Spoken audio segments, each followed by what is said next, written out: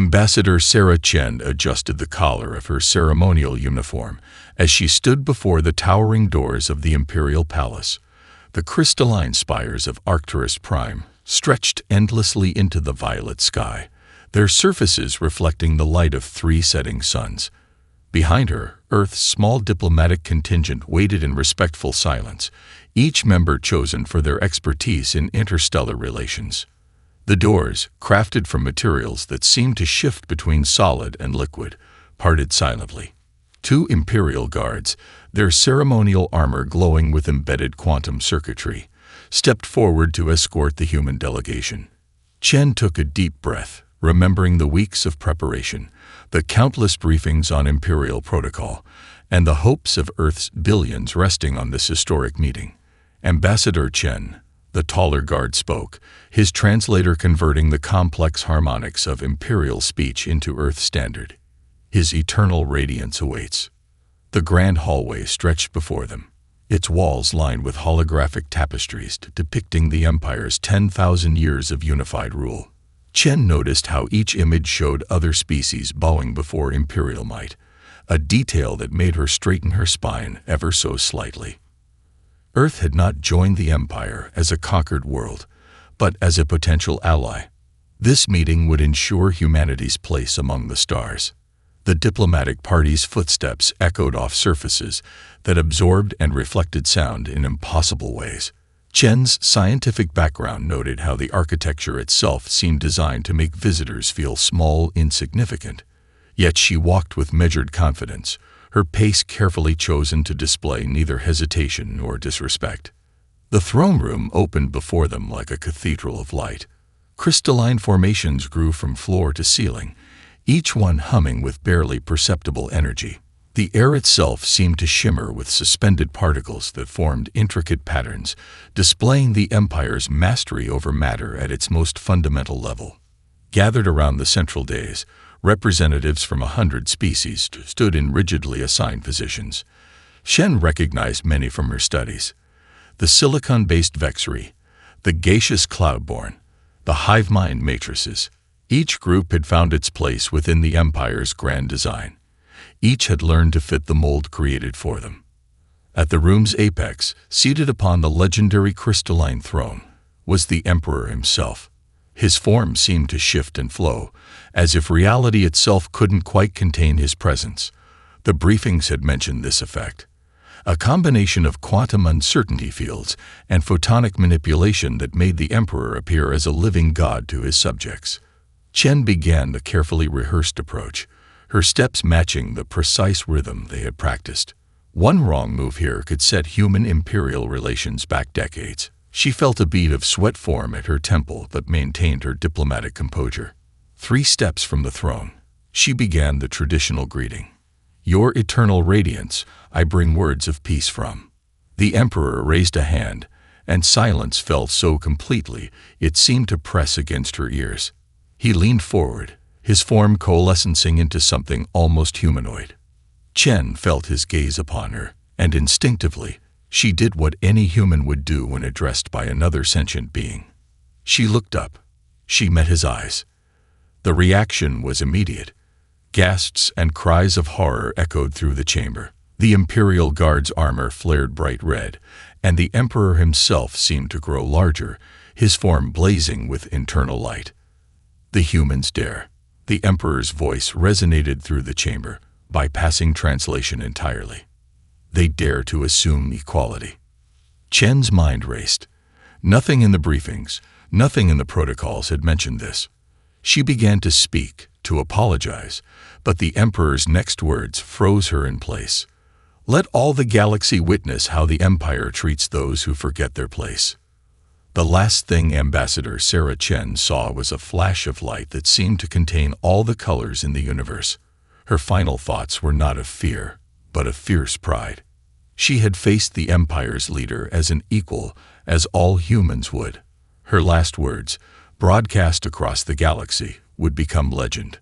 "Remember who we are." The screens went dark in Times Square, but the image of Sarah Chen's execution remained burned into the retinas of the silent crowd. For 30 seconds, no one moved. No one spoke. The same scene played out in city centers across Earth, from Shanghai to London, from Cairo to Sydney. Humanity held its collective breath. In a hardened facility deep beneath the Rocky Mountains, General Maya Santos watched the final replay with eyes that hadn't blinked since the broadcast began. Her fingers traced the edge of a bronze medallion, her grandfather's. From the first contact war, the humanity had barely survived. On her quantum-linked display, authorization codes from every major military power on Earth began appearing one by one. No debates, no hesitation, no politics. Sound the thunder, she spoke into the command interface. The words triggered protocols that had been in place since humanity first realized they weren't alone in the galaxy. Across Earth's surface, seemingly civilian structures began to transform. Solar farms retracted their panels, revealing launch bays underneath. Wind turbines collapsed inward, their towers opening to release sleek spacecraft. In the Mariana Trench, the research station that had intrigued Imperial observers revealed its true nature as the ocean itself parted, allowing a fleet of ships to rise from the depths. In orbit, the changes were even more dramatic. Civilian freighters and passenger liners shed their outer hulls like snakeskin, revealing more ships bristling with weapons that violated half a dozen Imperial treaties. Communication satellites transformed into weapon platforms, their dishes unfurling into arrays that bore little resemblance to simple broadcasting equipment. The Chinese Orbital Defense Station, long mocked by Imperial observers for its primitive design, split apart into 3 fully equipped battlecruisers. The International Space Station, supposedly a museum piece, activated engines that shouldn't have existed and moved into attack position. In her command center, General Santos watched as green lights appeared on her display.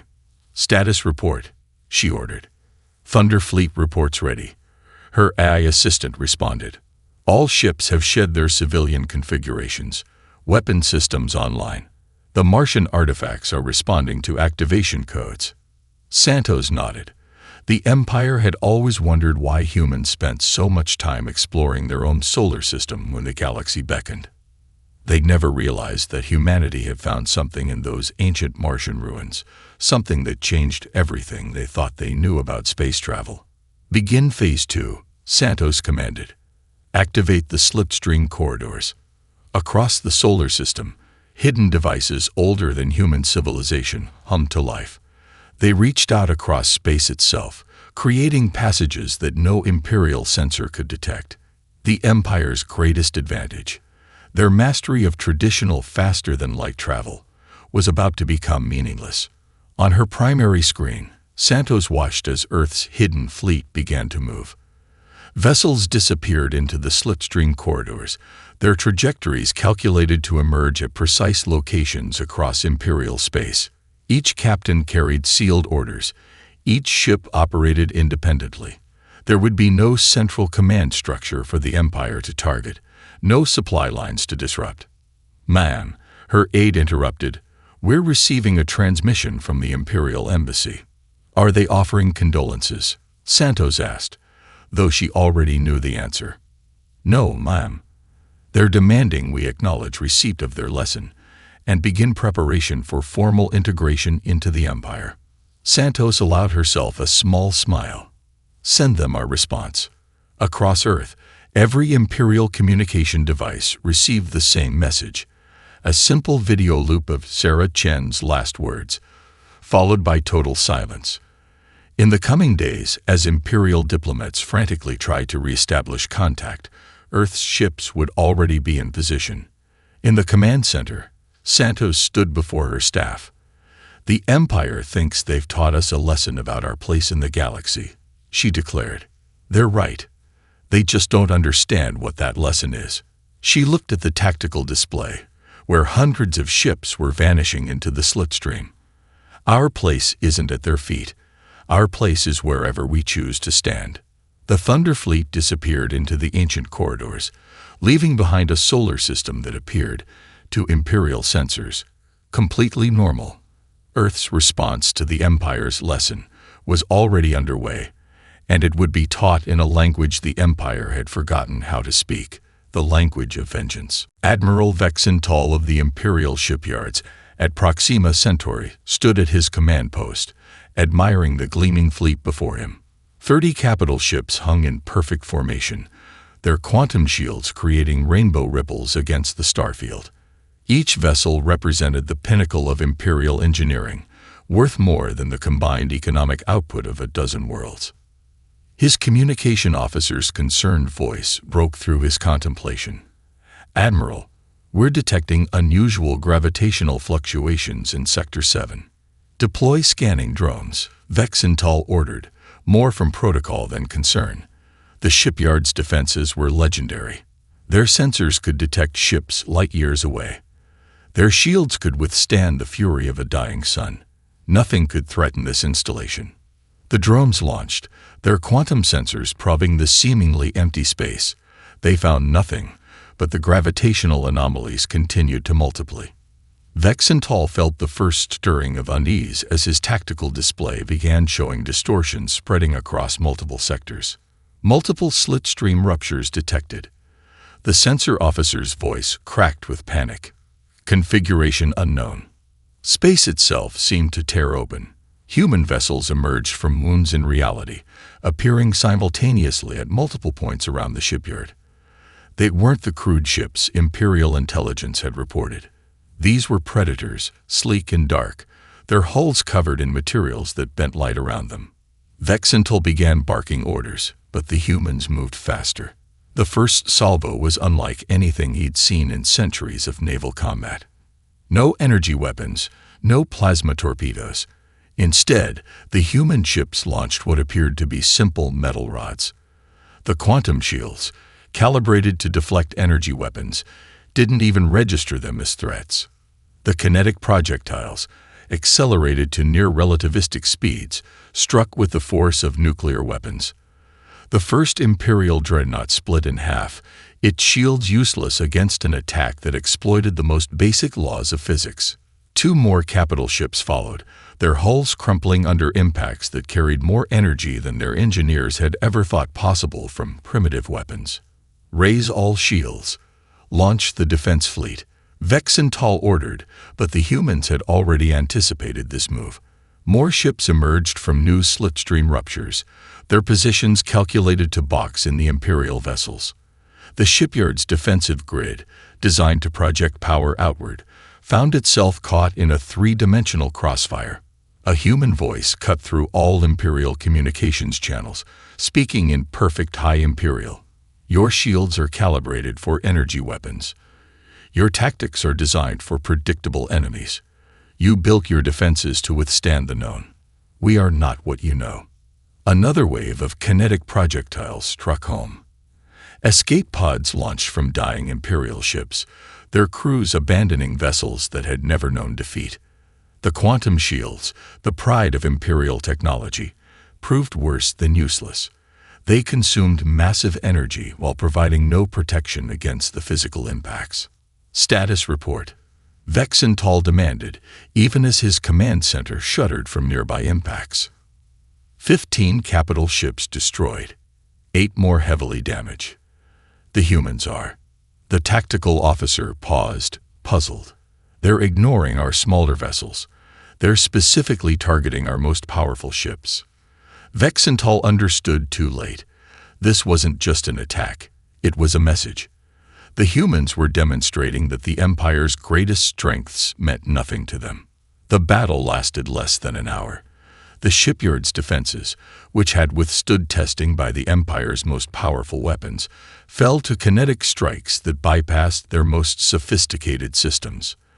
The human ships moved with impossible precision, using the gravitational wells of the debris they created to slingshot more projectiles at ever-increasing speeds. As his command center systems began to fail, Vexental received one final transmission. "The Empire taught us about consequences. Consider this our first homework assignment." The Admiral engaged his emergency teleporter just as the command center collapsed. His last view was of the mighty Imperial shipyards, the pride of the Empire's military-industrial complex, reduced to expanding clouds of debris. In the distance, the human ships were already disappearing back into their mysterious slitstream portals, leaving behind a graveyard of Imperial might and a lesson about underestimating primitive species. High Admiral Krenth stood before the Imperial War Council, his tentacles rippling with barely contained frustration. The holographic display showed yet another devastating defeat, the third this week. Standard Imperial tactics, perfected over millennia, were failing against an enemy that refused to fight according to civilized rules. The humans are not deploying their forces in any recognizable pattern, he reported, highlighting multiple sectors where Imperial fleets had been outmaneuvered. Each of their ships operates independently, making decisions without consulting Central Command. It's chaos. On the massive strategic display, red markers showed confirmed human strikes, while blue indicated Imperial fleet positions. The red markers appeared randomly across Imperial space, following no logical progression. Traditional military doctrine called for securing supply lines and establishing clear fronts. The humans ignored these basic principles, striking wherever they pleased. Observe this engagement, Krenth continued, zooming in on a recent battle. The recording showed an Imperial battle group, arrayed in perfect defensive formation, scanning for enemies. A single human vessel appeared, seemingly trapped between the Imperial ships. Standard doctrine predicted it would attempt to retreat or fight to the death. Instead, the human ship accelerated toward the nearest gas giant, using its gravity to slingshot around at impossible speeds. The Imperial ships, their targeting computers calibrated for conventional combat speeds, missed with every shot. The human vessel's trajectory bent around the planet's magnetic field, somehow riding the electromagnetic currents in ways that violated known physics. "They're using natural phenomena as weapons," one council member observed. "That ship created a plasma wake from the gas giant's atmosphere, using it to disable our sensors." The recording continued as two more human vessels emerged from hidden positions, striking the disoriented Imperial ships from multiple angles. Their attacks didn't target the obvious vital systems protected by reinforced shields. Instead, they destroyed sensor arrays, communication dishes, and maneuvering thrusters, the small, crucial systems that Imperial designers had considered secondary to main weapons and shields. "They're learning," Krenth admitted. "Each encounter teaches them more about our weaknesses." Their ships now carry databases of Imperial vessel schematics, targeting specific subsystems. They're sharing tactical data faster than we can adapt our defenses. The War Council erupted in argument. Some advocated concentrating their forces for safety, while others insisted on dispersing to protect more systems. Krenth knew both approaches would fail. The humans would simply adapt again, finding new ways to turn Imperial strength against itself. A junior tactical officer, showing admirable courage, spoke up, "High Admiral, we've analyzed their attack patterns. There is one consistency. They prefer attacking our most powerful ships while largely ignoring smaller vessels." "Of course they do," an ancient council member rasped. "They're not trying to conquer territory. They're trying to humiliate us. Each defeat of our strongest ships becomes propaganda for their cause." The tactical display updated, showing fresh intelligence. 3 more Imperial battle groups had gone silent. The humans were using Imperial hyperspace lanes in ways that should have been impossible, appearing inside minimum safe distances and vanishing before proper combat formation could be achieved. "The humans have another advantage," Krenth continued grimly. "Their captains can make instant decisions. Our command structure, requiring authorization for tactical changes, makes us predictable. By the time we approve a new strategy, they've already countered it." The recording showed the final moments of the battle. The human ships, their work done, disappeared into their mysterious slitstream portals. They left behind crippled Imperial vessels, unable to fight, but with crews largely intact. Another calculated insult.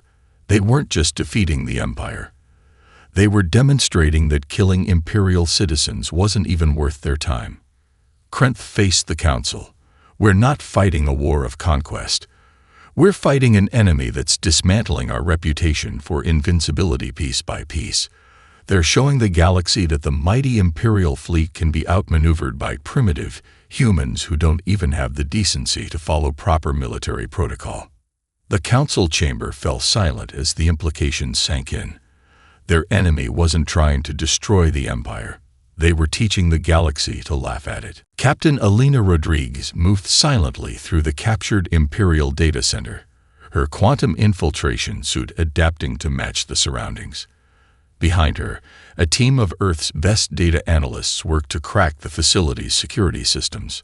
The crystalline towers of stored information rose around them like frozen waterfalls, each one containing millennia of Imperial records. "Captain, we found something," Lieutenant Kai whispered through their secure channel. He stood before a terminal that glowed with an unusual purple light, a sign of highest-level classification. This database requires direct genetic authentication from Imperial leadership. Rodriguez smiled beneath her stealth mask. "Good thing we brought some with us."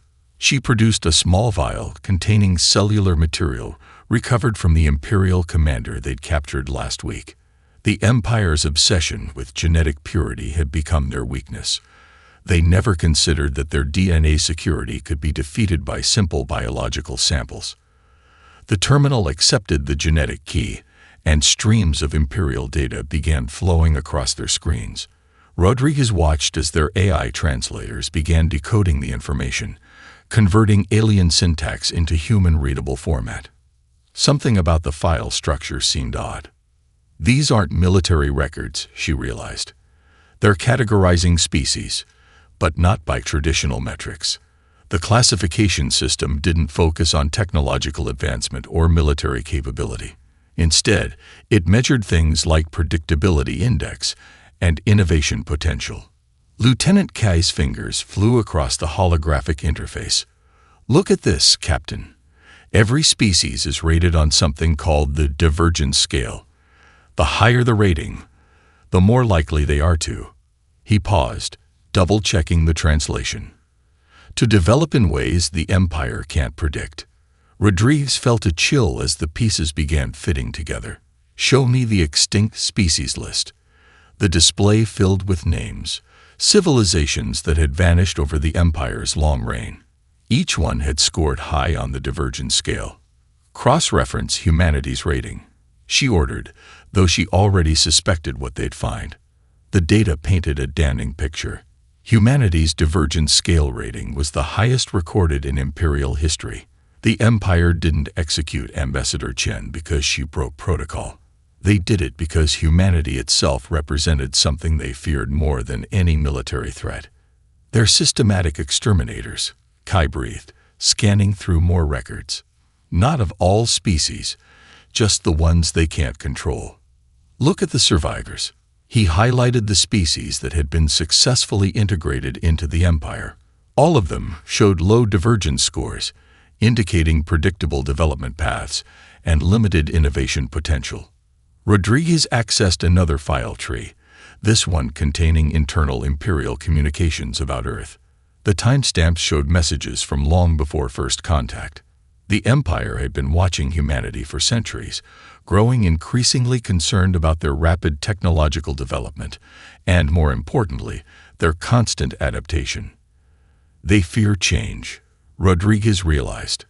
Their entire empire is built on stasis, on knowing exactly how every species will behave. We're not just unpredictable. We make others unpredictable too.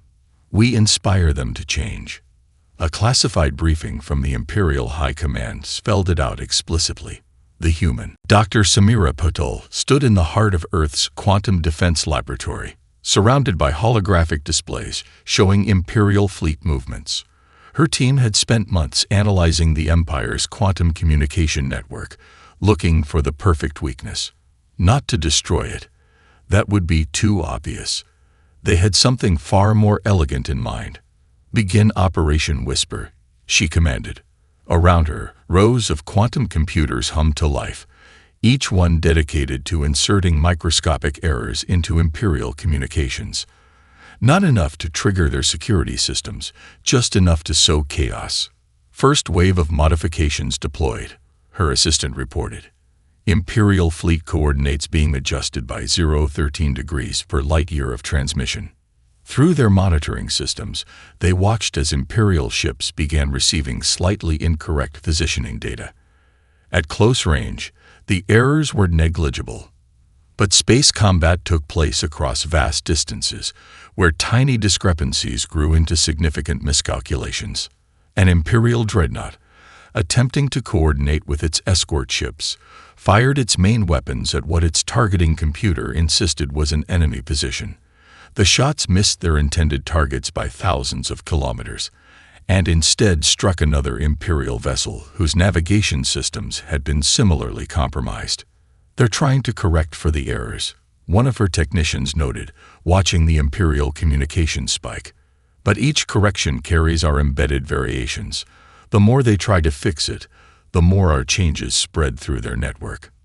Samara allowed herself a small smile.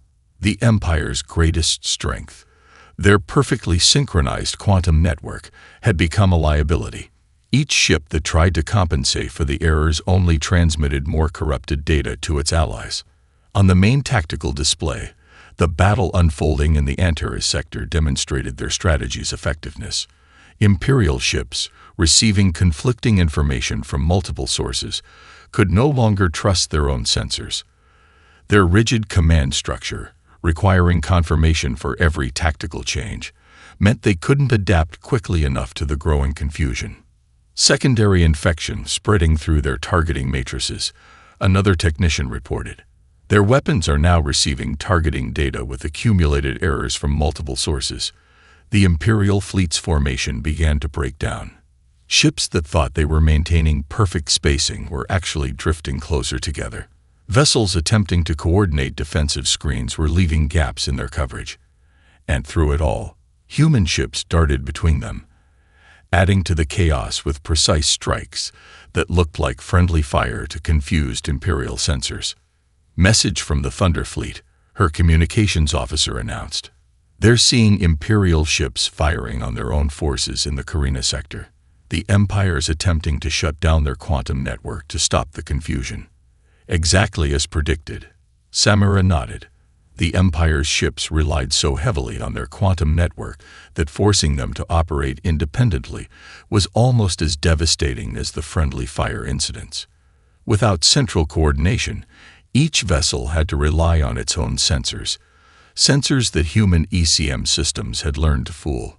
A priority alert flashed across her screen. The Imperial flagship itself had just fired on 3 of its own cruisers, believing them to be human vessels attempting to flank. The cruisers, receiving equally corrupted data, returned fire. The Empire's mighty armada was tearing itself apart. "Dr. Patel," her assistant called out, "we're detecting attempts to purge the network. The Empire's best quantum engineers are trying to isolate and remove our modifications." "Let them try," Samara replied.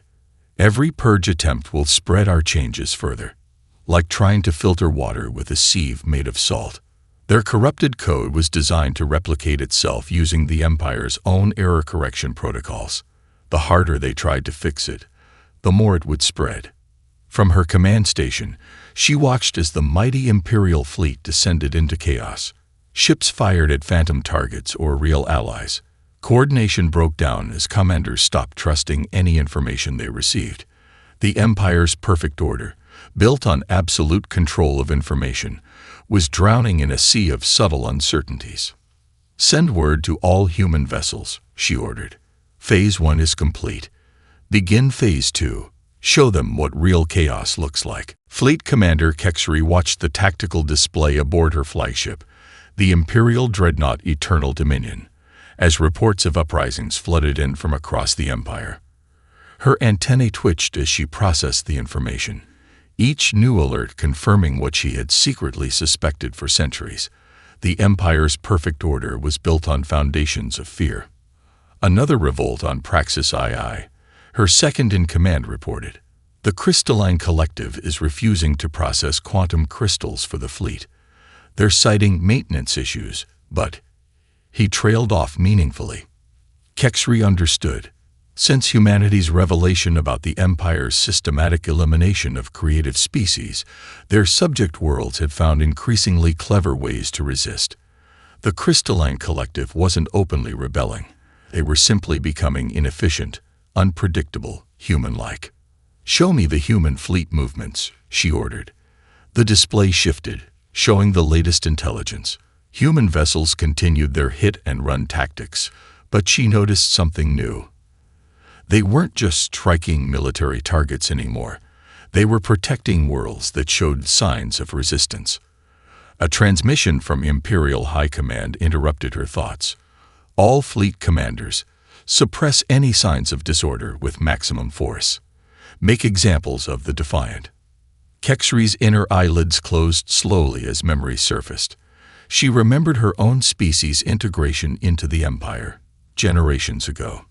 The peace they'd been offered had come with a price: the suppression of their natural telepathic abilities, deemed too unpredictable for Imperial control. "Commander," her sensor officer called out urgently, "we're detecting unusual activity in the Hylia sector." "The Void Dancers are." He paused, checking his readings. "They're performing unauthorized solar harvesting patterns." On the display, she watched as the energy-based Void Dancers, long forced to follow rigid Imperial protocols for gathering solar energy, began moving in their ancient spiral patterns. The efficiency of their natural methods had always exceeded Imperial standards, but the beauty and unpredictability of their dance had been deemed disruptive to order.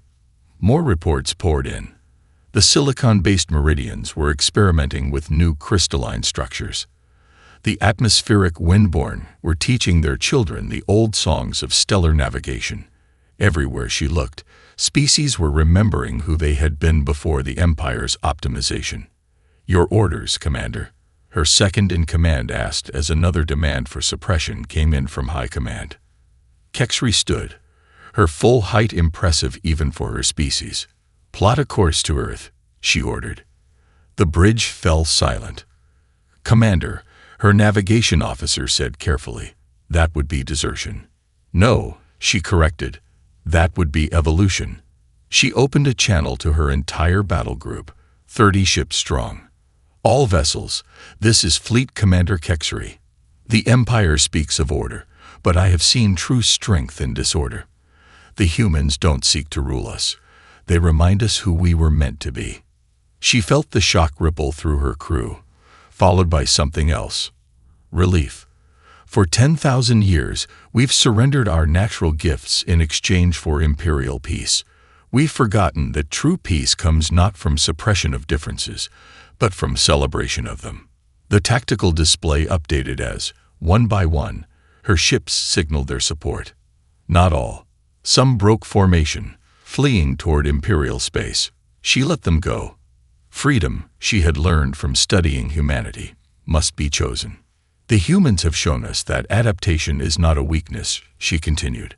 "Unpredictability is not a flaw. Our unique traits are not problems to be solved, but strengths to be embraced." Her flagship turned toward Earth, its quantum drives humming as they prepared for the longest journey of their lives. Behind her, other Imperial commanders, watching their own worlds remember their suppressed histories, began making similar choices. The Empire had spent millennia enforcing order. They had never understood that the most beautiful dances arise from chaos, that the most powerful innovations emerge from freedom to fail. Humanity hadn't just started a war.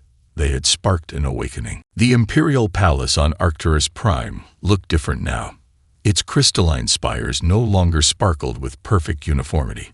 Instead, they reflected the light of battle raging in orbit, each flashed telling a story of change written in fire and starlight.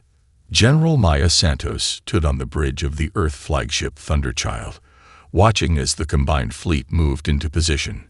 Around her vessel, ships of 100 species flew in formations that would have given Imperial tacticians nightmares.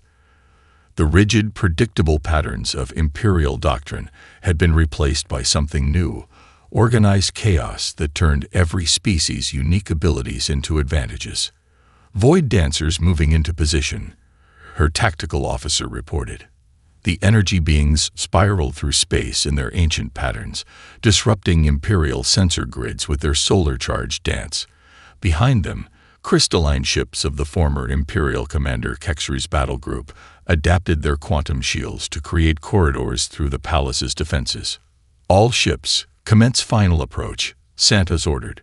Remember, this isn't about destruction. It's about transformation. The assault on Arcturus Prime became a demonstration of everything the Empire had feared. Human vessels darted through debris fields, using tactics that seemed suicidal until they worked perfectly. Meridian crystalline ships phased through solid matter in ways their Imperial overlords had forbidden. Windborne vessels rode solar currents that Imperial science had deemed too unpredictable to navigate. In her command chair, Santos touched the medallion that had once belonged to her grandfather. Status of the palace shields. Failing systematically, her officer reported with satisfaction. The crystalline collective sabotage is working. Their maintenance issues left critical weaknesses in the entire defensive grid. The Emperor's personal guard fleet moved to intercept, their formations perfect, their responses exactly as doctrine demanded.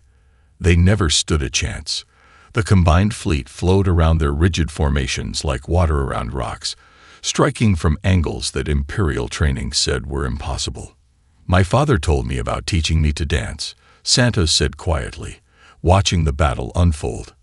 He said the hardest students were the ones who thought they already knew all the steps. The Empire has been dancing the same way for 10,000 years. Time for a new song. The palace's outer defenses collapsed under the assault of 100 species remembering who they truly were. The Void Dancer's solar winds carried windborne strike teams through gaps that shouldn't have existed.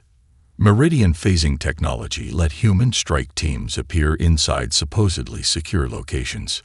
Multiple breaches confirmed, Tactical reported. Strike teams are. He paused, checking his readings. Ma'am, they're not meeting the resistance we expected. Palace security forces are standing down. Santos smiled. The Empire's perfect order had been maintained through fear. Fear of being labeled unpredictable, fear of thinking differently. But fear, once broken, could never be rebuilt. The final push to the throne room became not a battle, but a proclamation. Species that the Empire had tried to force into identical molds showed exactly why their differences were strengths. The prophet moths, their wings shimmering with precognitive patterns, guided strike teams around defensive strongpoints. The quantum weavers, their natural abilities no longer suppressed, unraveled security systems with thoughts alone. When they reached the Emperor's throne room, they found him standing exactly where Ambassador Chen had died. His form still shifted and flowed with quantum uncertainty, but now it seemed less impressive, more like a creature hiding behind special effects. Your species, the Emperor began, has brought chaos to perfect order. No, Santos corrected him. We reminded the galaxy that true strength lies in diversity. She stepped forward, placing something on the floor before his throne. Chen's diplomatic insignia, recovered from the execution chamber. You taught us about consequences. We taught the galaxy about choice. The Emperor's form solidified as his quantum field generators failed, revealing something small and afraid of change. Outside, the first rays of Arcturus Prime's triple suns painted the sky in colors that had been deemed too chaotic for Imperial aesthetics. The light caught the crystalline spires, but instead of the perfect patterns of the past, they now scattered it in 1,000 different ways, each one beautiful, each one unique, each one free.